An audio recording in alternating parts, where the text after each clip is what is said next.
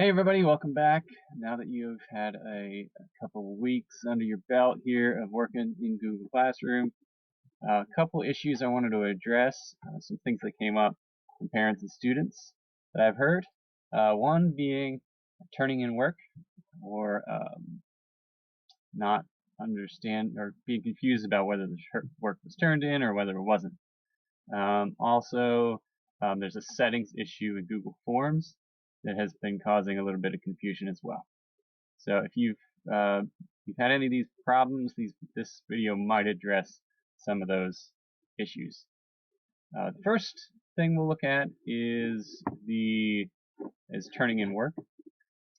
The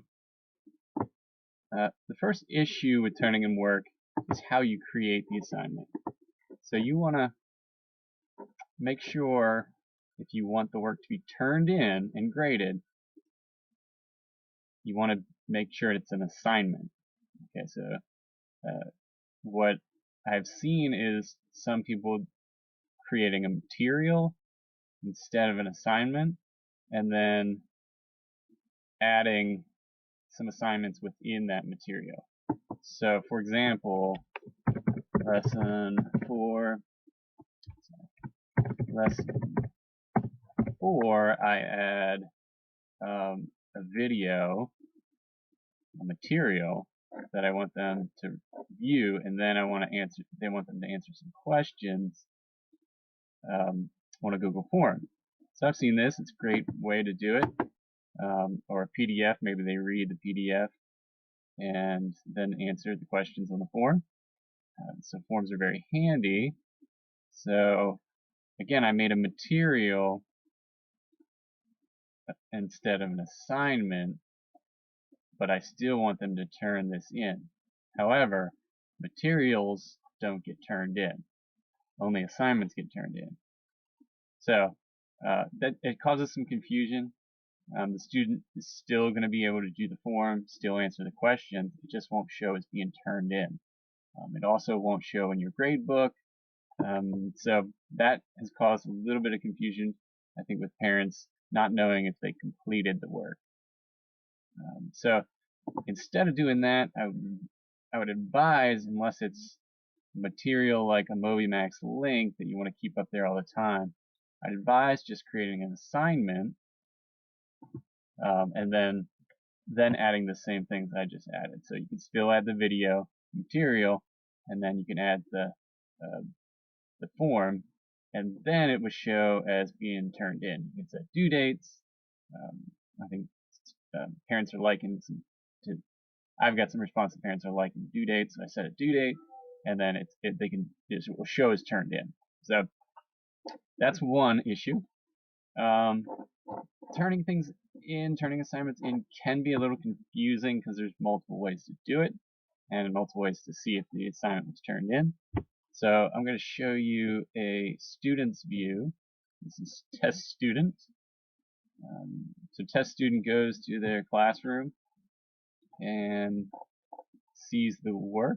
So say sees this document and jumps right in.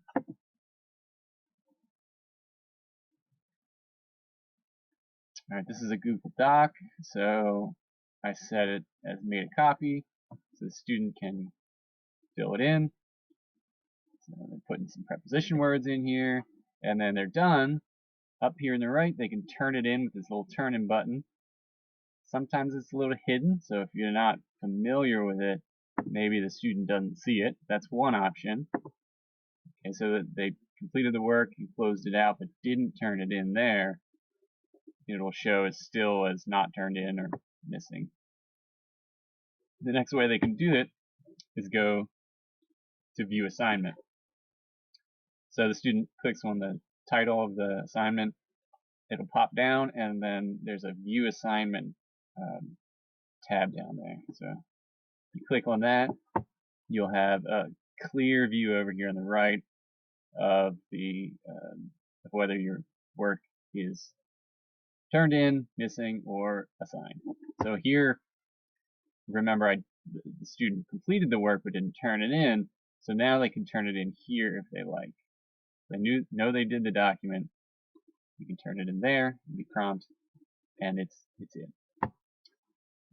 So that's one way to do turn in assignments. It can be confusing, so you just want to reassure parents that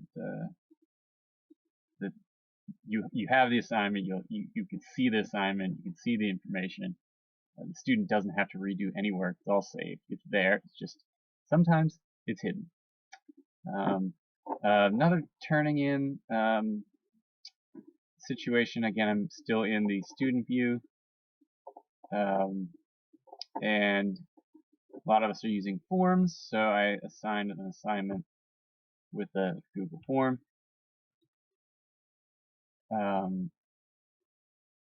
Usually, if the student completes this assignment and submits, it'll say response submitted and assignment marked as done. Okay, so they can view the score. You can see that, and then when they see it, it'll say turned in. If that doesn't happen for some reason, or they're confused, again, you can go look at the go in here and look at view assignment, and it'll tell you over here. So if they say you did an assignment and you didn't mean to turn it in, the student can unsubmit it if they like. So that's pretty much turning in work. Again, it can cause some confusion, but everything's saved, so it's all there. I'm back at the teacher view here, and the next issue I've seen pop up is really a settings issue in Google Forms. Again, a lot of us are using forms, so I want to show you to make sure you have this one setting marked, or else you're going to run into problems. So here's the assignment I gave to the students. Simple quiz. So I clicked on the assignment, and I want to view the responses to the assignment. To do that, you're going to have to go back to the edit view of the form. So it's right down here in the bottom right, little edit icon. When students open the form, they don't see that. So just the owner of the form sees this. I go in here, now I can edit it, and I can see responses up top here. You see I have 5 responses. And there's a couple ways to look at responses. You can see the summary, which gives you graphs and charts. You can see question by question, and you can see individual students one at a time. So that's really what I want to look at is individual students. So you see there, test student turned in their work. You get the name there. Now, what I've noticed at times is see, response number 2. No name, it doesn't have a student name. Someone completed this activity and got them all wrong, but we don't know who that is. So this was a response that was anonymous, and the reason it was anonymous is because the settings are wrong. So if you go up here to the right, the top right, go into your settings, a little wheel,